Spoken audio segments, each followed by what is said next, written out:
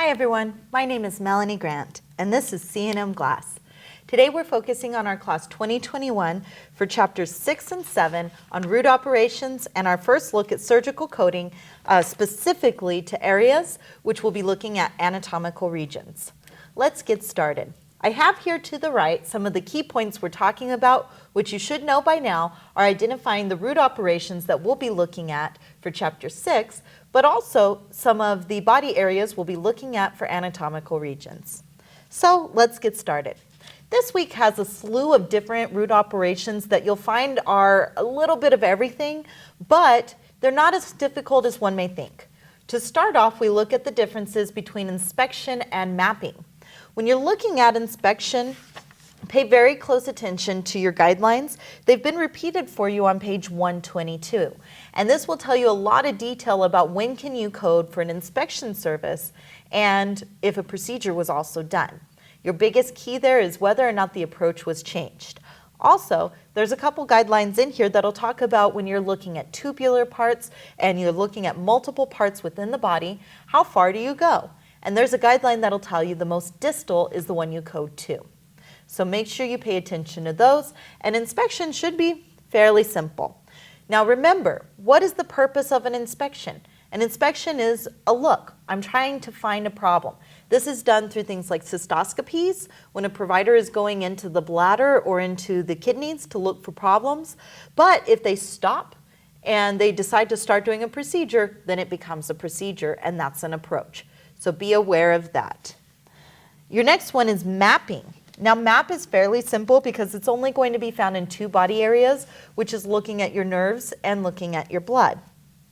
This is pretty simple because it's just basically saying, like, if you were to draw a map, how far does everything go and is it appropriate? And so with the mapping, they're just going in through whatever that tubular part is to determine exactly the pulse or the impulses and basically make sure everything's functioning right.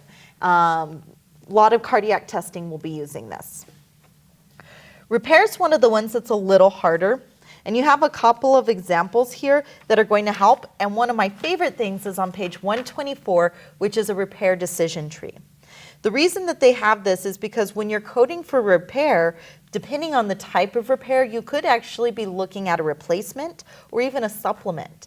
So if you remember, a replacement is involving a root operation where they're replacing something that was already there, or with a device, which would be under supplement.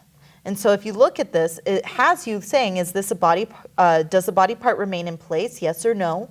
And if it does not, then it's a replacement.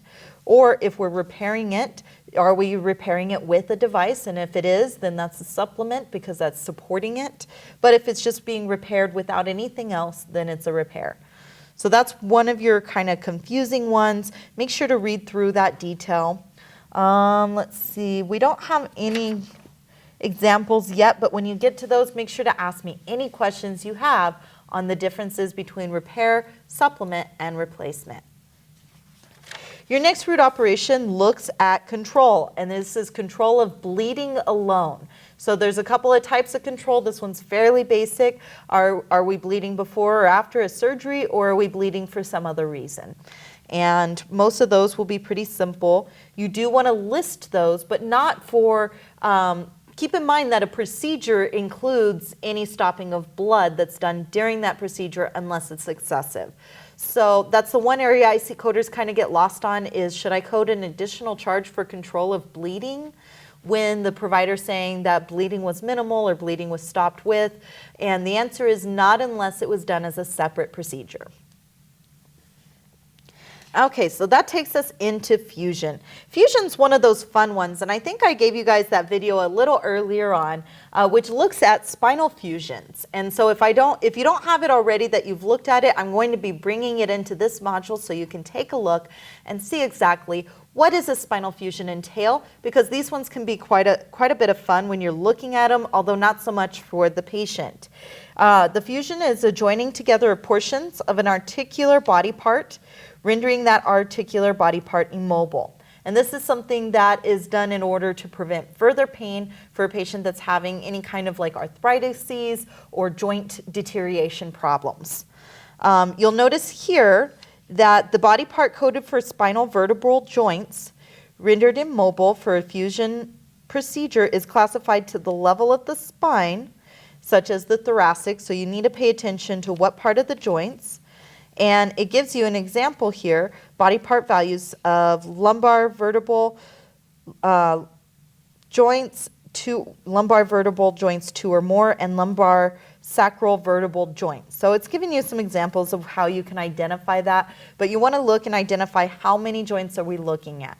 And remember, each one of your vertebrae, there's a joint in between. So C1 and C2 has a joint. And so if we're saying that, that's how many joints? That's 1. If I say from C1 to C3, that's 2, because there's 1 between C1 and C2 and 1 between C2 and C3.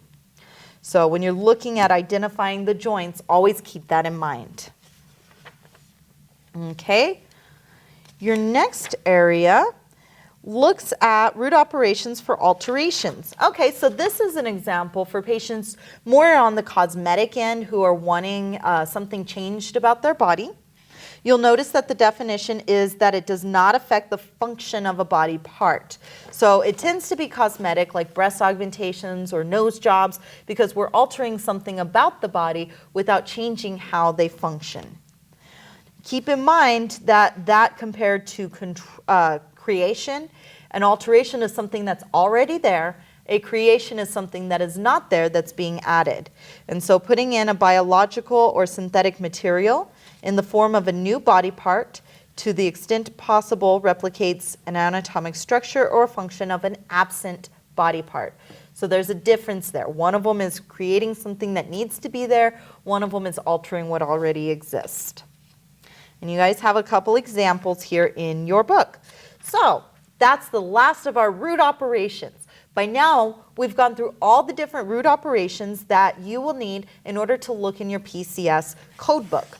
When you're going through these, make sure to take note of ones that are similar or confusing to you. And this week, you should really take some time before we jump into our surgical section next week to look over all of the different areas and determine if any of those are still a little bit confusing.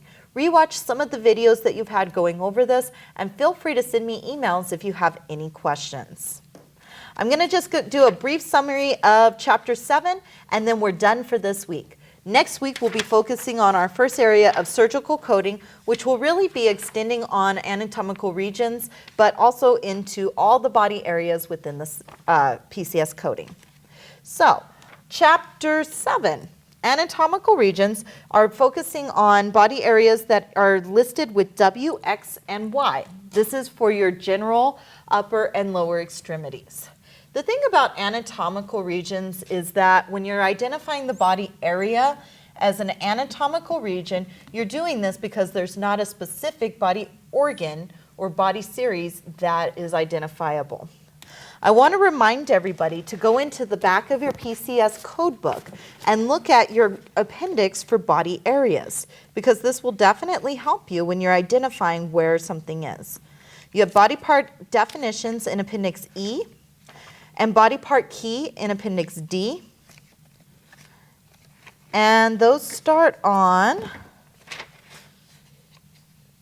page 813. And so if you look at this before you start for your body areas, this is really going to help you.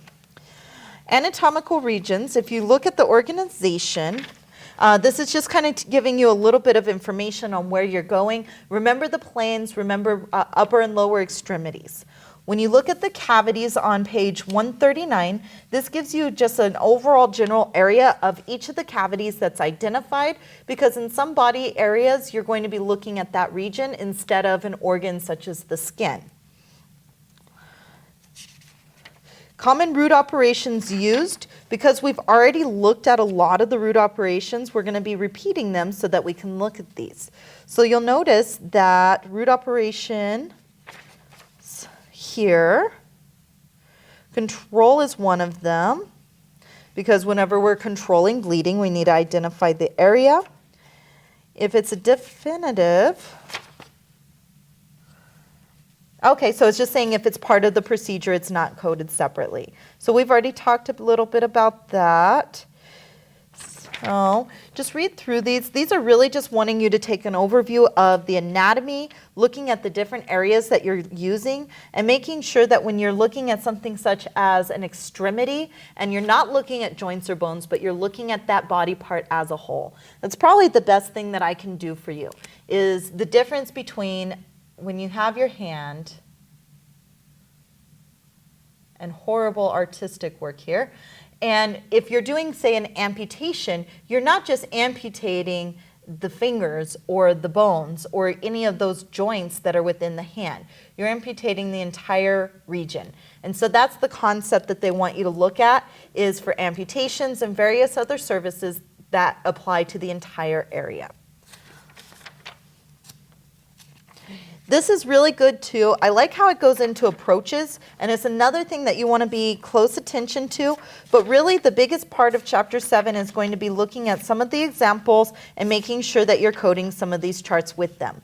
If you have any issues throughout the week, please feel free to email me. You can text me on my cell phone here and let me know what those issues are. I will be away from my email for a couple of days with sporadic on and off. However, if you have anything urgently, feel free to give me a message.